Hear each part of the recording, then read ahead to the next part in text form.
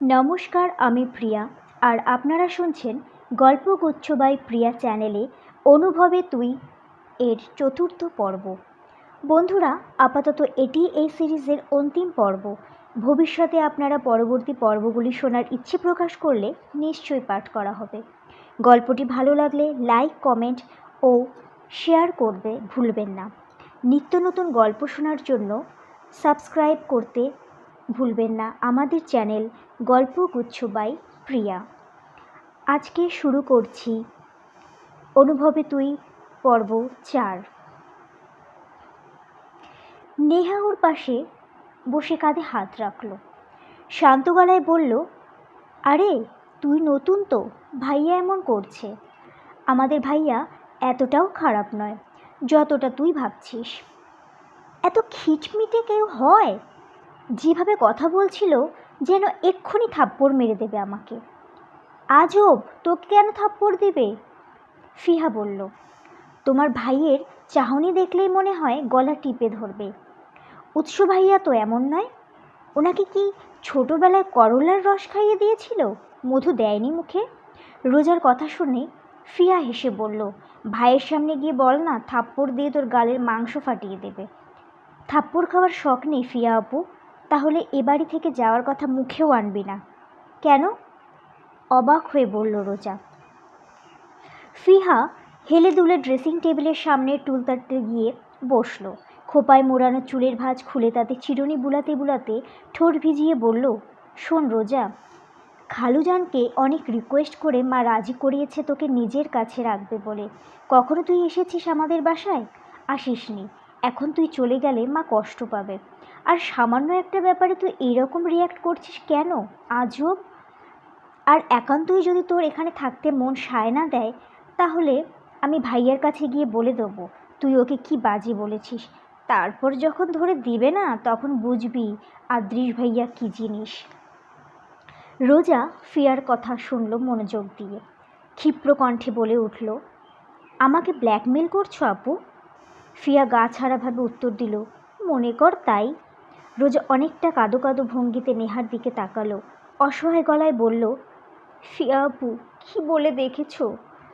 আমাকে জোর করে আটকাতে চাইছে।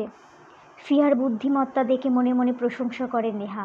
ওর বোনের মাথায় যে কত রকমের কুটিল বুদ্ধি আছে, সেটা সে মাঝে মধ্যেও নিজেই অবাক হয়ে যায়। তবে রোজাকে আটকানোর জন্য যে ট্রিক্স অবলম্বন করেছে, সেটা খুবই প্রশংসার যোগ্য। নেহা রোজার কথা না শোনার ভঙ্গিতে বলল, তো কি করবে? তুই যদি আরেকবার প্যান প্যান করিস, আমি নিজেই গিয়ে ভাইয়াকে বলে দেবো, তারপর দেখিস মজা। রোজা হতবিহ্বল হয়ে বলল, আপু তুমিও? নেহা হাই তুলতে তুলতে বিছানার একপাশে শুয়ে পড়ল, কথাটা গায়ে জড়িয়ে নিতে নিতে। কথা বাড়াস না, শুয়ে পড়, অনেক রাত হয়েছে। তুমি আমার কথা এড়িয়ে যাচ্ছ নেহা আপু। আমি তোমাদের বাসায় থাকতে চাই না।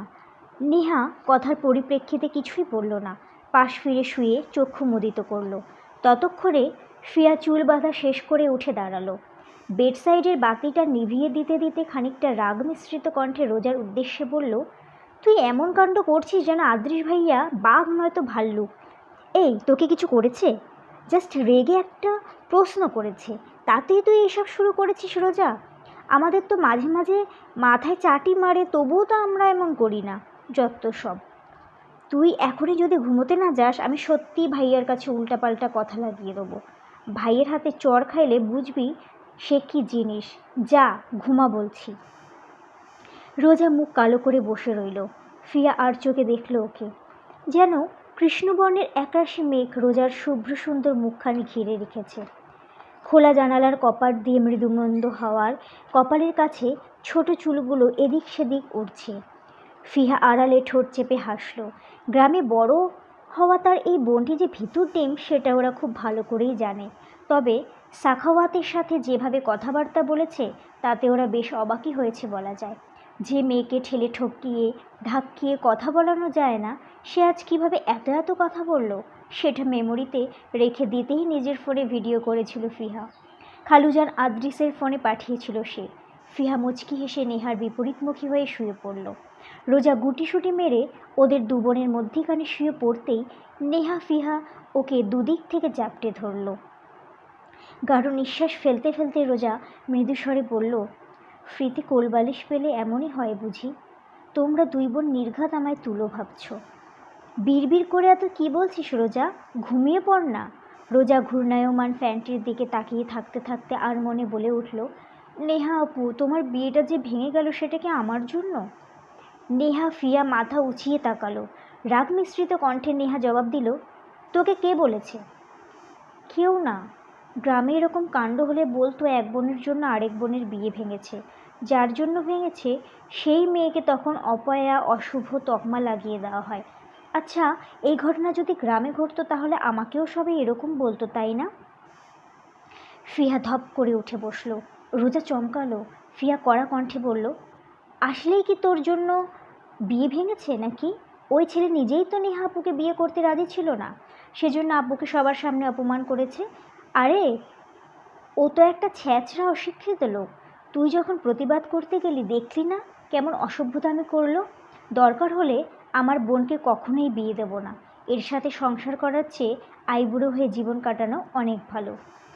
না মানে আমি ভাবছিলাম। নেহা বিরক্ত হয়ে ধমকে বলল, এই তুই চুপ করবি? এই লোকটাকে প্রথম থেকেই আমার সুবিধার মনে হচ্ছিল না। তার মা বাবা ছেলেকে নিয়ে যা গুণগান গাইতো, সব কিছু অতিরিক্ত লাগতো আমার। ওই যে বলে না, ফাঁকা কলসি বাজি বেশি, তেমনই। বিয়েটা ভেঙেছে একদম ঠিক হয়েছে। তাছাড়া দেশে কি ছেলের আকাল পড়েছে যে আমার বিয়ে হবে না?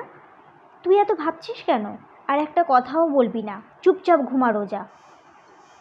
সকালে নাস্তার টেবিলে নেহার পাশে কাচুমাচু হয়ে বসে খাচ্ছিল রোজা। পরোটার সাথে দেওয়া হয়েছে হাঁসের ডিম, যেটাতে ওর অ্যালার্জি আছে। আর পরোটা ওর মোটেও পছন্দ না।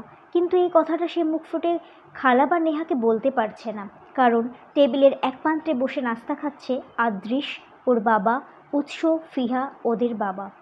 সবাইকে নাস্তা পরিবেশন করছে নেহার মা নিশিতা, আদৃশের মা মিতালি। খেতে খেতে আদৃশ পর্যবেক্ষণ করছিল সবাইকে। যখন দেখলো রোজা কিছু খাচ্ছে না, আনমনা হয়ে বসে আছে, তখন ধমকের সুরে সে জিজ্ঞেস করল, এই মেয়ে, খাচ্ছ না কেন? কখন থেকে এভাবে বসে আছো? সমস্যা কি? আদৃশের কণ্ঠস্বর পেয়ে সবাই এক পলক ওকে দেখে নিয়ে রোজার দিকে তাকালো। এতগুলো মানুষ ওর দিকে তাকিয়েই আছে, ভাবতে অস্বস্তিতে গাঢ় হয়ে গেল রোজা। তাড়াহুড়ো করে পরোটা ছিঁড়ে মুখে পুরল। সবাই আবার খাওয়ায় মনোযোগ দিল। ওর খাওয়া দেখে নেহা অদ্ভুত চোখে তাকিয়ে রইল। জিজ্ঞেস করলো, ডিম নিলি না যে? শুকনো পরোটা কেউ খায় নাকি? পানি খা, নয়তো গলায় আটকে যাবে। রোজা বিড়বিড় করে বলল, পরোটা খাই না আপু, হাঁসের ডিমে অ্যালার্জি আছে আমার। সবাই খাওয়ায় মনোযোগী। আদৃশ কুটিল চোখে বসে দেখছিল রোজার কাণ্ড কারখানা। ওর মৃদু কণ্ঠে বলা কথাটি অন্যরা না শুনতে পেলেও আদৃশ ঠিকই শুনতে পেল। বিরক্ত চোখে তাকিয়ে রইল রোজার দিকে। জোর গলায় বলল, ডিম পরোটা খাও না, এটা বলতে তোমার প্রবলেমটা কোথায়? আবারও সবাই ওদের দিকে তাকালো। আদৃশের বাবা ইনায়াত সাহেব ওকে বললেন, তুমি মাথা ঘামিও না। মিতালি, নিশিতা, যাও তো রোজার জন্য কিছু একটা করে নিয়ে আসো। আমি লক্ষ্য করেছি মেয়েটা অনেকক্ষণ খাবার নিয়ে বসে আছে, খেতে পারছে না। আদৃশ বাবার কথা শুনে বলল, এই জন্য চুপ করে বসে থাকবে? যেটাই ওর সমস্যা সেটা বলে দিলেই তো হয়। আমাদের বাড়িতে কি খাবার দাবার নেই নাকি? রেডিকিউলাস। রোজা লজ্জিত। আদৃশের কথাগুলো ওর ভালো লাগছে না। সবার সামনে এভাবে কথা শোনানোর মানে কি?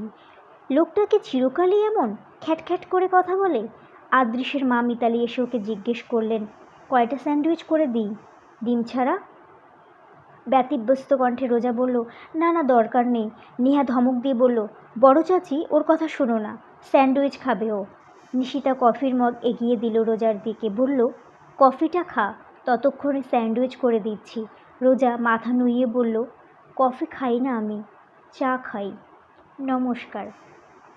গল্পটি যদি ভালো লেগে থাকে আমাকে লাইক, কমেন্ট এবং শেয়ার করে দেবেন, এবং সাবস্ক্রাইব বাটনে